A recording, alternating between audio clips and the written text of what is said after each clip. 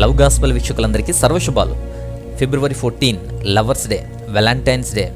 So candy flowers, గిఫ్ట్లు, చాక్లెట్లు, proposals, పార్టీలు, సెలబ్రేషన్లు, నానా చెత్త అంతా కనిపిస్తాయి. అదే అదును అని కొందరు, దాన్ని వ్యతిరేకించేవారు ఇంకొందరు. అసలు దీని కథ ఏంటి? తెలిసి తెలియక ఏదేదో చెప్తూ ఉంటారు. అసలు ఎందుకు ఈ రోజు, ఏమిటి రోజు, ఎలా వచ్చింది, అసలు ఏంటిది, వ్యాలంటైన్స్కి ప్రేమకి సంబంధం ఏంటి, పాగన్ ఫెస్టివల్కి దీనికి సంబంధం ఏంటి, ఆర్సీఎం వాళ్ళకి దీనికి సంబంధం ఏంటి, అసలు ప్రేమికులకి దీనికి సంబంధం ఏంటి, పూర్తిగా చూడండి. Watch completely the history behind the Valentine's and February 14. ఫిబ్రవరి నెలంతా అంతే మంత్ ఆఫ్ రొమాన్స్, అంటే నెలంతా ఏదో ఒకటి రోసెస్ డే అంట, ప్రపోజల్స్ డే అంట, హగ్గింగ్ డే అంట, లవర్స్ డే అంట, ఇట్లా చాలా చెత్తుంది. మరి అసలైన వ్యాలంటైన్ ఎవరో తెలుసుకుందాం. అసలైన వ్యాలంటైన్ ఎవరు? ఆ కాలంలో పైగా రోమ్లో వ్యాలంటైన్ అనే పేరు చాలా కామన్, చాలా మందికి ఉండేదా పేరు. అందుకే ఒక్కొక్క స్టోరీ డిఫరెంట్గా ఉంటుంది. ఇప్పుడు మన వ్యాలంటైన్ ఎవరు అనేది మనం చూస్తే హిస్టరీ ఛానల్ కానీ, history.com కానీ, అట్లాగే నేషనల్ జియోగ్రఫీ కానీ, అట్లాగే ఇతర హిస్టరికల్ ఎవిడెన్సెస్ కానీ, అలాగే రోమన్ క్యాథలిక్ చర్చ్ కానీ వీరు ఐడెంటిఫై చేసింది ముగ్గురు వ్యాలంటైన్స్ లేదా వ్యాలంటీనాస్ను గుర్తించారు. వారు ముగ్గురు కూడా చంపబడిన వారే, హత్యగావించబడ్డారు, చంపబడ్డారు కూడా. వారిలో ఒక లెజెండ్ వ్యాలంటైన్ ద ప్రీస్ట్. ఈయన రోమన్ క్యాథలిక్ ప్రీస్ట్, ఒక యాజకుడు, 3వ శతాబ్దపు కాలం నాటివాడు. ఆ టైంలో రోమన్ ఎంపరర్ క్లాడియస్ II, 2వ క్లాడియస్ ఉండేవాడు. ఈయన క్రూరుడు అనేటువంటి బిరుదు ఉండేది, అంటే క్రూరుడు అని పిలుచుకునేవారు అందరూ. So cruel emperor. అప్పట్లో తరచుగా యుద్ధాలు ఎక్కువగా జరుగుతూ ఉండేవి, సైనికుల మీద దృష్టి పెడుతూ ఉండేవారు. ఆయన తన సైనికులకు పెళ్లి కాని ఒంటరి సైనికులే చాలా బెటర్గా ఉన్నారు, పెళ్ళయ్యి పిల్లలున్న వారి కంటే వీరే బెటర్ అని చెప్పి సోల్జర్స్కి మ్యారేజ్ అనేది రద్దు చేసేసాడు. ఇలా నో మ్యారేజ్ యాక్ట్ తీసుకొచ్చేసరికి దీంతో సైనికులంతా చాలామంది వారు ఇష్టపడేవారిని కానీ, బంధువుల్ని కానీ, చేసుకోబోయేవారిని కానీ చాలా ఇబ్బందులు పడ్డారు. వారు గనక ఏదైనా తప్పిదం చేసి పెళ్లి చేసుకుంటే వారు చచ్చిపోతారు, చంపేస్తారు. కాబట్టి ఈ చట్టం, ఈ పద్ధతిని వ్యతిరేకించి దీనికి విరోధంగా పోరాడిన వాడే వ్యాలంటైన్. ఈయన ఇది న్యాయం కాదని, ఇది పద్ధతి కాదు అని చెప్పి పోరాడేవాడు.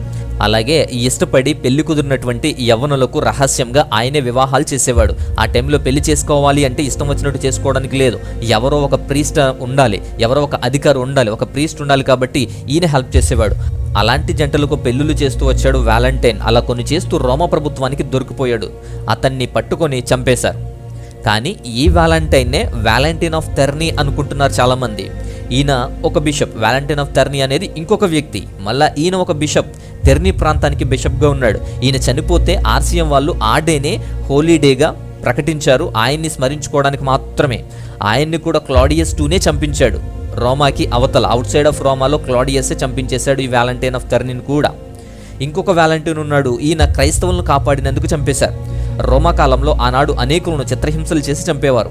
అలా క్రైస్తవులను కొందరిని అరెస్టు చేసి చిత్రహింసలు చేసి రోమా జైల్లో హింసిస్తూ ఉంటే ఈ వ్యాలంటైన్ కాపాడాడు, ఆయన్నే చంపేశారు. ఇక 3వ వ్యాలంటైన్ ఒక లెజెండ్ అని చెప్తారు. ఈయనే హింసించబడుతున్నటువంటి వారిలో ఒకడు. జైల్లో ఉండి శిక్ష అనుభవిస్తున్నటువంటి కాలంలో జైలు అధికారి ఉండేవాడు. జైలు అధికారికి కూతురు ఉండేది. ఈ కూతురు జైలు అధికారి దగ్గరకు వస్తూ కలుస్తూ ఉండేది. ఆమె ఒక అంధురాలు, చూపు లేని అంధురాలు అని చెప్తుంది కొన్ని చరిత్రలు. ఆమె తలపై చెయ్యి ఉంచి ప్రార్థిస్తే, లేదా తలపై చెయ్యి ఉంచితే ఆమె చూపు పొందుతుంది. చూపు పొందినటువంటి ఆమెకి ఈ వ్యాలంటైన్ ఒక లెటర్ రాస్తాడు. ఆయన చనిపోయే ముందు ఆమె వస్తే ఆయన రాసినటువంటి ఆఖరి లేఖలో ఫ్రమ్ యువర్ వ్యాలంటైన్ అని ఉంటుంది.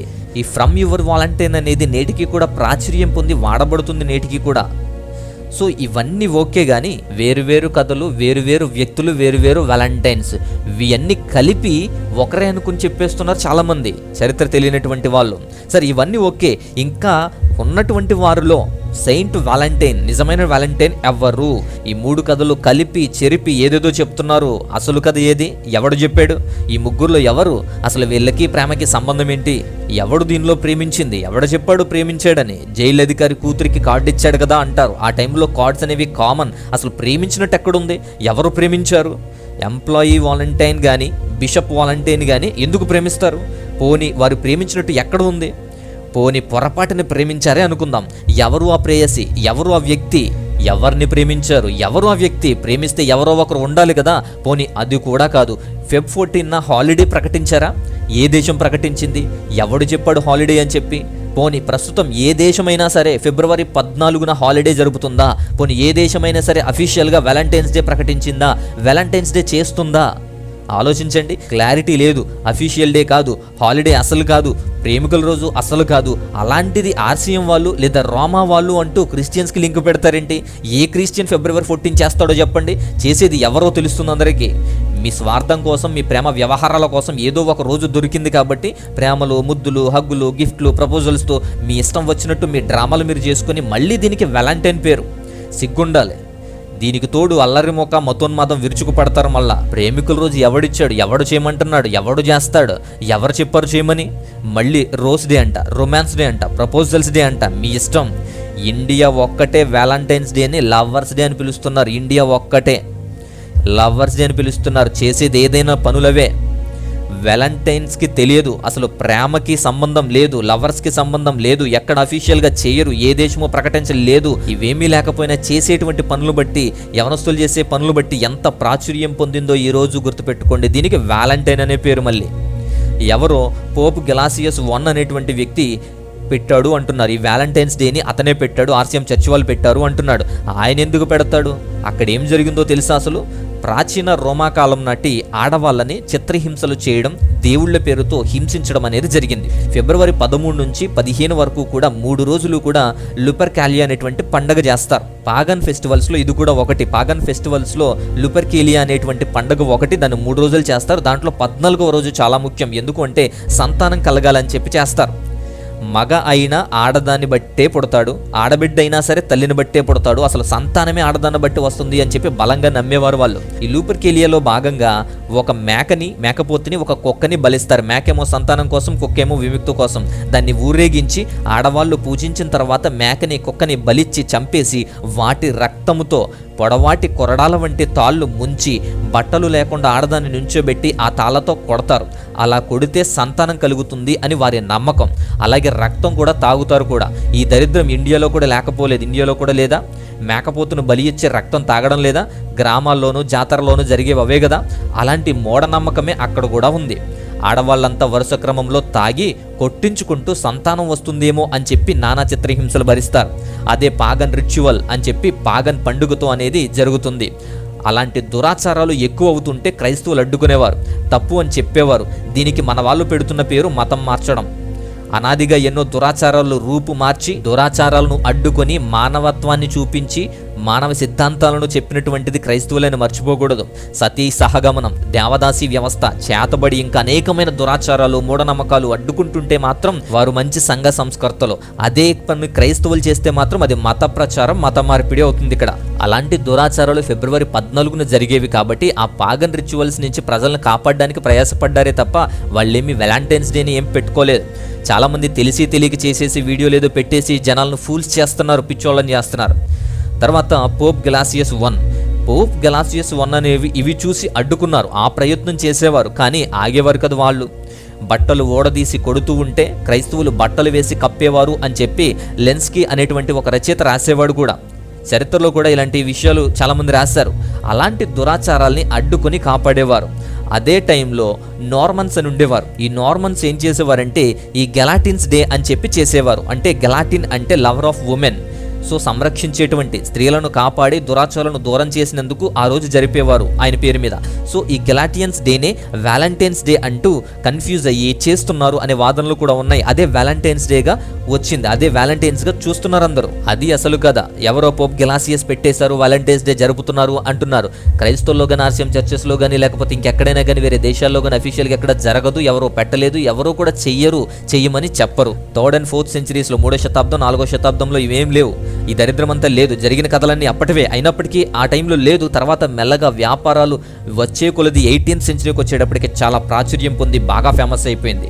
ఒక మూలం లేదు, ఒక వ్యక్తి కాదు, ఒక అఫీషియల్ అంతకన్నా కాదు. అలాంటి డే ఇది. ఎవరికి నచ్చినట్టు వారు చేస్తున్నారు, చెప్తూ ఉన్నారు. హిస్టరీ కూడా ఏ క్లారిటీ కూడా ఇవ్వలేదు. దీన్ని బేస్ చేసుకుని ఇవన్నీ చేస్తున్నారు. మరి ఎందుకు ఇంతలా వ్యాపించింది అంటే వ్యాపారం. హార్ట్ సింబల్ అని చెప్పి హార్ట్ని చూపిస్తారు. రెడ్ కలర్లోని ఎందుకు ఉంటుంది? అసలు ఏంటి అంటే అది హార్ట్ కాదు, హార్ట్ అలా ఉండదు, అది హార్ట్ సింబల్ కాదు. ఫీమేల్ పాగన్ లుపర్కేలియా చేసేటువంటి తర్వాత రోజుల్లో మెల్లమెల్లగా అమ్మాయిల పేర్లు లెటర్స్లో వ్రాసి ఒక పెద్ద బిల్లెట్స్లో వేస్తారు. దాన్ని లవ్ నోట్స్ అంటారు. రోమ్లో ఉన్నటువంటి మగవాళ్ళు అవి తీసి ఎవరి పేరు వస్తుందో వారు ఆ లుపర్కేలియా రోజుల్లో లేదా ఇంకా ఎక్కువ వారితో సెక్సువల్గా ఉంటారు. వారితో సంభోగిస్తారు, వారితో ఇష్టం వచ్చినట్టు ఉంటారు. కాబట్టి ఆ సింబల్నే అది, అందుకే అది రెడ్ కలర్లో ఉంటుంది. దాని అర్థం బ్లూడ్, ఆడవారి రక్తం, రక్తం అని సింబల్ అది. సో సింబల్ అది, ఆ సింబల్ని తీసుకొచ్చి ప్రేమ అంటున్నారు చండాలంగా. నేడు అది చాలా కామన్ అయిపోయింది. అది ఓపెన్ సెక్సువల్ ఇన్విటేషన్. అంతేకాదు బలి ఇచ్చే మేకపోతుకు రిప్రజెంటేషన్ కూడా అది. ఇలాంటి చెడ్డ ఆచారాలు పెరుగుతున్నాయనే రోమా ప్రజలు ఇబ్బంది పడ్డారు. ఆ దరిద్రం నుంచి కాపాడడానికి ఆనాటి బిషప్లు ప్రయత్నం చేశారు.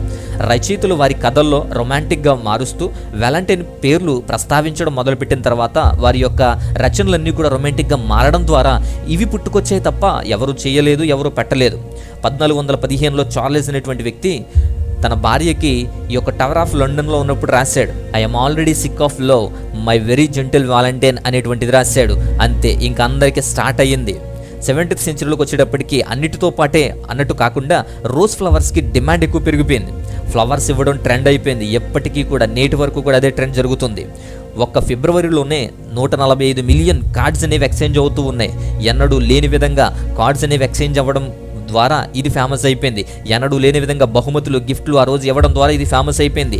1861లో రిచర్డ్ క్యాడ్బరీ, జాన్ క్యాడ్బరీ యొక్క కొడుకు చాక్లెట్స్ని ఫ్యాన్సీ బుక్గా, ఫ్యాన్సీ బాక్స్గా తయారు చేసేసాడు. ఆ తర్వాత చాక్లెట్ అంటే తాగేది, తినేది. అప్పటి వరకు కూడా తాగేవారు, తినేవారు కాఫీ టీలాగా. కానీ ఇలా తినేటువంటి స్టేజ్కి తీసుకువచ్చారు. ఇప్పుడు గిఫ్ట్లు ఇవ్వడానికి మాత్రమే ఎక్కువ వాడుతున్నారు. కొని తినేవారి కన్నా కొని ఇతరులకు ఇచ్చేవారే దాదాపు 10 రెట్లు ఎక్కువ ఉన్నారు అంటే అది అర్థం చేసుకోవచ్చు. అలా ఫేమస్ అయిపోయింది. చాక్లెట్స్ కూడా వ్యాలంటైన్స్కి, రోజెస్ కూడా వ్యాలంటైన్స్కి, హార్ట్ సింబల్స్ కూడా వ్యాలంటైన్స్కి. ఇలా వ్యాపించింది. వ్యాపారం కోసం హైలైట్ చేసి వ్యాపారం చేశారు. వ్యాపించేసింది, అలవాటైపోయింది తప్ప ఒక స్టేజ్ లేదు, ఒక చరిత్ర లేదు, ఒక స్టోరీ లేదు, అసలు ప్రేమ కాదు, ఒక ప్రేమికులు లేరు, అఫీషియల్గా చేసేది కాదు, ఏ దేశము కూడా ప్రకటించింది లేదు, ఏ దేశము కూడా ఇచ్చింది కాదు. అలాంటిది ఈ ఫిబ్రవరి 14. అలా మదం ఎక్కి కామక్రోధాలు ఎక్కువై కొట్టుకునే వారికి తప్ప ఎందుకు ఉపయోగపడుతుంది? ఎవరికి కావాలి ఇది? మళ్ళీ దీనికి ప్రేమ అనే పేరు. ఆ పేరు ఎలా ఉండడం వల్లే తల్లి మీద ప్రేమ కనబడడం లేదు, కనుమరుగైపోతుంది. తండ్రి మీద ప్రేమ అర్థం కావడం లేదు, తోబుట్టువుల మీద ప్రేమ కనబడటం లేదు, భార్యాభర్తల ప్రేమకు విలువ ఉండటం లేదు, స్నేహితుల ప్రేమ, బంధువుల ప్రేమ అవసరం లేకుండా పోయింది. సమాజంలో ఉన్న మంచి ప్రేమ అసలు ప్రేమ లిస్టులోనే లేదు, ప్రేమ కాకుండా పోయింది. అలా తయారయ్యింది. ముఖ్యంగా దేవుని భయభక్తులు కలిగినటువంటి ప్రేమ, దేవుని ప్రేమ లోపించి భయం లేకుండా పోయింది, విలువ లేకుండా పోయింది. ఎప్పటికైనా అర్థం చేసుకుని ఇలాంటి పిచ్చి ఆచారాలు కాకుండా చక్కనైనటువంటి దృక్పథంతో మంచి బంధుత్వాలతో ప్రేమను ఇవ్వండి. అలాంటి ప్రేమను ఇవ్వండి. స్వచ్ఛమైన ప్రేమను మీరు తీసుకోండి. ప్రతి అడ్డమైన దానికి మాత్రం ప్రేమ అని పేరు పెట్టకండి. నిజమైన ప్రేమను కోల్పోకండి. ఈ వీడియో కనుక మీకు నచ్చితే లైక్ చేయండి, సబ్స్క్రైబ్ చేయండి, ఇతరులకు కూడా షేర్ చేయండి. మాటలన్నీ, విలువైనటువంటి మాటలన్నీ ఇతరులకు కూడా పరిచయం చేయండి. డిస్క్రిప్షన్లో లింక్స్ ద్వారా ఫాలో అవ్వండి. మరొక అద్భుతమైనటువంటి అంశంతో, మరో టాపిక్తో మరలా కలుసుకుందాం. అంతవరకు స్వస్తి.